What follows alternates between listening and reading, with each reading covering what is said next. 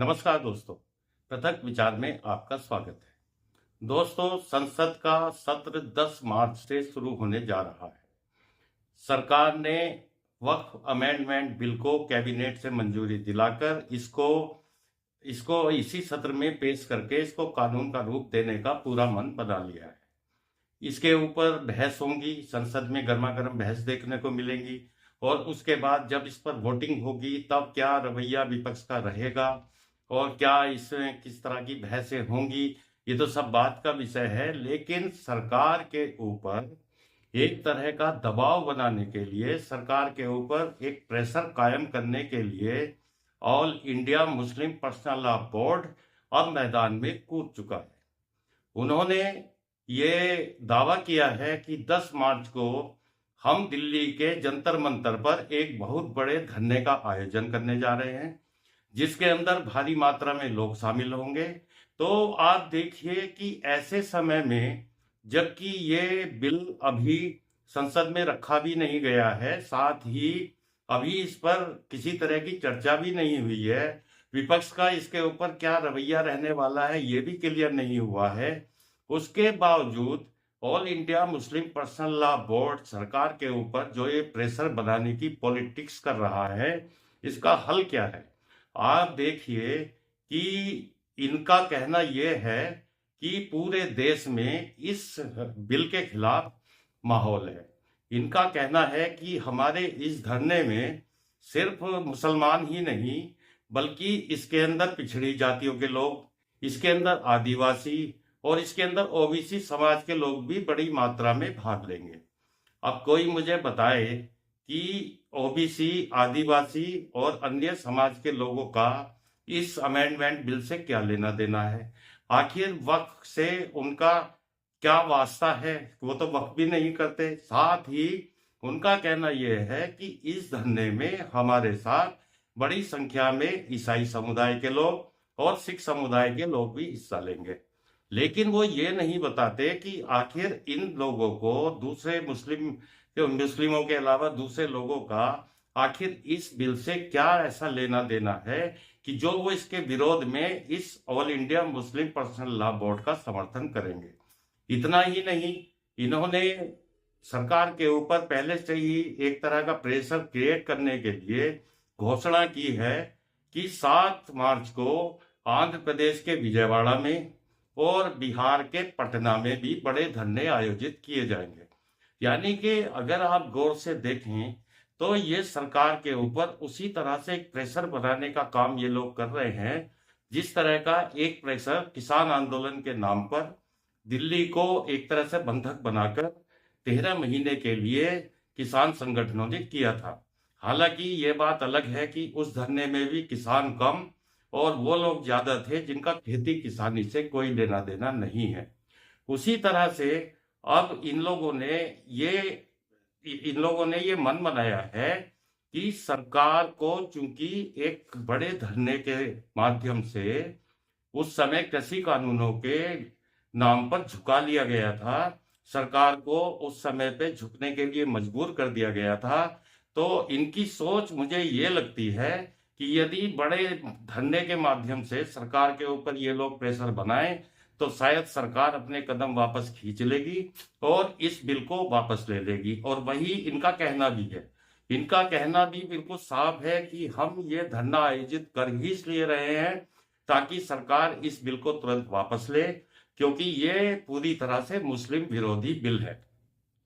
अब मुस्लिम विरोधी बिल ये किस तरह से है ये तो ये बता नहीं पाएंगे, क्योंकि इनका काम मेन ये है कि ये अफवाहें फैलाकर सरकार के खिलाफ असंतोष पैदा करना चाहते हैं। ये अफवाहें फैलाकर विपक्षियों का रास्ता साफ करना चाहते हैं। ये अफवाहें फैलाकर मोदी सरकार के खिलाफ एक माहौल बनाना चाहते हैं। लेकिन ये शायद भूल गए हैं कि उस किसान आंदोलन और इनके धरने में एक जमीन आसमान का अंतर यह है कि किसान हमारे देश में एक ऐसा सम्मानित शब्द है कि जिसके नाम पर पूरे देश के लोगों को एक विशेष प्रकार की सहानुभूति होती है। किसान को आज भी हमारे देश के लोग अन्नदाता मानते हैं। और किसान के आंदोलन में और इनके आंदोलन में वो एक रूपता किसी भी कीमत पर देखेंगे नहीं, क्योंकि ये आंदोलन पूरी की पूरी तरह से किया जा रहा है उस संपत्तियों को बचाने के लिए जो कि संपत्तियां इनकी हैं ही नहीं। आज देश के अंदर वक्फ बोर्ड को पूरी तरह से भू माफिया के रूप में लोगों ने स्वीकार कर लिया है। लोगों के दिमाग में है कि वक्फ बोर्ड कि ये किन प्रकार किसी भी तरह से लोगों की संपत्तियों पर कब्जा करता है, सरकारी जमीनों पर कब्जा करता है और इस तरीके से ये देश के अंदर एक बहुत बड़ी संपत्ति का मालिक बन गया है और ये पूरे के पूरे गांव, पूरे के पूरे शहर और प्राचीन मंदिरों तक को अपना बताता रहा है और अभी इसकी ये कवायद लगातार जारी है। तो केंद्र सरकार पर यदि ये अपने संख्या बल के हिसाब से प्रेशर बनाना चाहेंगे तो मुझे नहीं लगता कि मोदी सरकार इनकी इस ब्लैकमेलिंग के आगे झुकेगी। दूसरी इनके साथ सबसे बड़ी दिक्कत यह है कि उस तथाकथित किसान आंदोलन के समय दिल्ली के अंदर अरविंद केजरीवाल की पार्टी यानी आम आदमी पार्टी सत्ता में थी, जिसने उन लोगों के लिए पूरी तरह से सुविधाएं तैयार की, उन लोगों के लिए सरकारी धन का बेतहाशा इस्तेमाल किया, उन्हें हर तरह की सुविधाएं दी गई और उनको अंदर खाने पर्दे के पीछे लगातार बैठने के लिए उकसाया गया। उनकी हर तरह से आर्थिक मदद की गई और भी उनके नेताओं को पता नहीं इन्होंने क्या लाभ दिए कि वो इतने लंबे धरने को चला सके।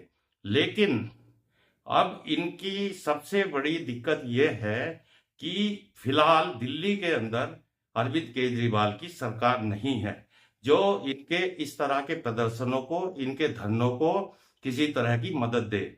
इस समय दिल्ली के अंदर भारतीय जनता पार्टी की सरकार है, केंद्र के अंदर भारतीय जनता पार्टी की सरकार है और इन लोगों को समझ लेना चाहिए कि मोदी सरकार इस बिल पर इस कदर गंभीर है कि इसके बारे में वापस लेने की बात सोचना भी किसी के लिए मूर्खतापूर्ण है। मोदी सरकार ने इस बिल को बहुत सोच समझकर पेश किया है और इस बिल का मुख्य उद्देश्य भी एक तरह से ट्रांसपेरेंसी लाना है। तो इस बिल का विरोध करने के पीछे इन लोगों की मानसिकता क्या है ये तो हमें नहीं पता, लेकिन इतना जरूर कहा जा सकता है कि ये इस बहाने इस देश की शांति को बर्बाद करना चाहते हैं। ये किसी ना किसी बहाने देश के अंदर अशांति का माहौल पैदा करना चाहते हैं। सरकार को ऐसे तत्वों से कड़ाई से निपटना होगा। इनको किसी भी हालत में सफल होने देने का मतलब है देश के अंदर एक तरह से इस ऐसा एक अराजक वातावरण तैयार करना कि जिसके लिए अब इस देश की जनता तैयार नहीं है। इस देश को यदि विश्व की तीसरी अर्थव्यवस्था बनाने के लिए मोदी जी मेहनत कर रहे हैं, देश के नागरिक मेहनत कर रहे हैं, तो इस तरह के तत्वों को देश की शांति व्यवस्था या देश की कानून व्यवस्था में खलल डालने की किसी भी कीमत पर अनुमति नहीं दी जानी चाहिए। दोस्तों, आपको क्या लगता है कि ये मुस्लिम पर्सनल बोर्ड जो कि एक तरह का एनजीओ है और यदि देखा जाए तो इसकी स्थापना भी जो की वो कांग्रेस ने की और इन्हें एक तरह से जो समानांतर शासन व्यवस्था चलाने जैसी अनुमति दी, उसी से इनके हौसले इतने बुलंद हो गए हैं कि ये किसी भी बात को मनवाने के लिए अपनी उसी तरह की जिद पर दोबारा से आना चाहते हैं जैसी जिद के साथ ये कांग्रेस सरकारों से अपनी मांगे मनवाते रहे हैं। लेकिन अब इस देश का सौभाग्य है कि देश के अंदर एक राष्ट्रवादी सरकार है और वो देश की भलाई और बुराई अच्छी तरह समझती है। देश के हित में जो भी होगा उसका फैसला मोदी सरकार करेगी, इस बात की गारंटी लोगों के दिल में हमेशा रहती है। वो जानते हैं कि मोदी सरकार कभी भी देश हित से समझौता नहीं कर सकती। तो हमारा तो निवेदन केंद्र सरकार से यही है कि इन लोगों को इस बार किसी तरीके की अराजकता फैलाने की कोई छूट ना दी जाए। और अभी ये कह रहे हैं कि हमारा प्रदर्शन शांतिपूर्ण होगा। यदि शांतिपूर्ण प्रदर्शन है तो कोई बात नहीं है, लेकिन यदि अपने प्रदर्शनों या अपने धरने के बहाने ये देश का माहौल बिगाड़ने की कोशिश करते हैं तो सरकार को इनके साथ सख्ती से पेश आना चाहिए। ये नरमी बरतने के लायक नहीं है। इस बात को सरकार को समझ लेना चाहिए। तो दोस्तों, आपको क्या लगता है, क्या इस तरह की प्रेशर पॉलिटिक्स अपनाकर ये मुस्लिम संगठन सरकार पर जो दबाव बनाने की कोशिश कर रहे हैं, क्या उसका समर्थन कोई भी देशभक्त नागरिक कर सकता है? आपको क्या लगता है? कृपया कमेंट करके बताएं। और दोस्तों, आपसे निवेदन है कि मेरे वीडियो को लाइक करें, चैनल को सब्सक्राइब करें और कमेंट भी जरूर करें। तो अगले वीडियो में मिलेंगे किसी और विषय के साथ। तब तक के लिए नमस्कार।